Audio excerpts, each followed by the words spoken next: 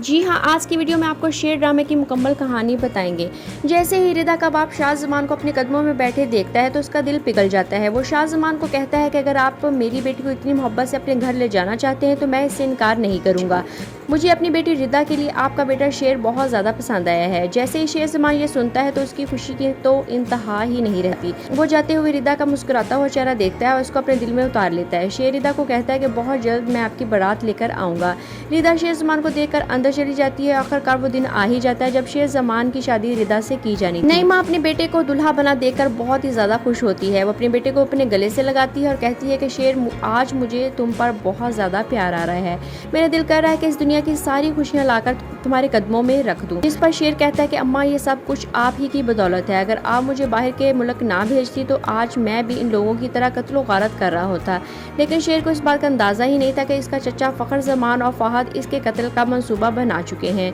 फखर जमान और फहद मिलकर कुछ लोगों को शेर जमान और शाह जमान को मारने का सौदा करते हैं। शाह जमान जब अपने बेटे को दुल्हा बना देखता है तो वो भी बहुत ज्यादा खुश हो जाता है और अपने बेटे को कहता है कि चलो बारात लेट हो रही है, हमें जल्दी निकाह के लिए पहुंचना चाहिए। शेर और शाह जमान जिस गाड़ी में सवार थे वो गाड़ी फहद और उसके बाप की हिट लिस्ट पर थी। जैसे ही शेर अपने घर से थोड़ा दूर जाता है तभी एक तेज रफ्तार गाड़ी आकर इन लोगों को हिट करती है और बहुत शदीद किस्म के एक्सीडेंट की वजह से मौके पर ही शाह जमान का कत्ल हो जाता है।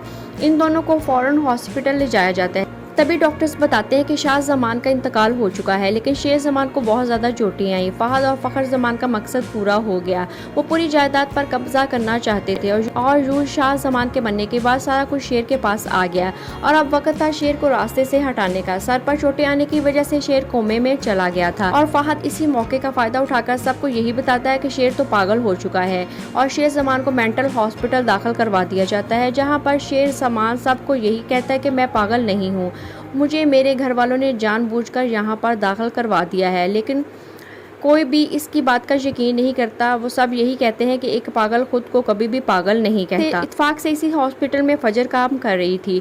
जब फजर शेर को देखती है तो उसे सारी बातें याद आ जाती हैं। शेर जमान के लिए भी फजर का वहाँ पर होना किसी नेमत से कम नहीं था।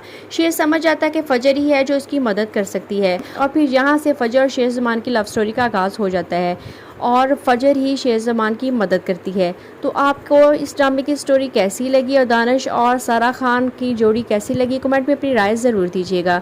तो ये थी हमारी आज की वीडियो। उम्मीद है आपको अच्छी लगी होगी। मज़ीद इस तरह की वीडियोज़ के लिए हमारे चैनल को सब्सक्राइब करें। शुक्रिया। अल्लाह हाफिज़।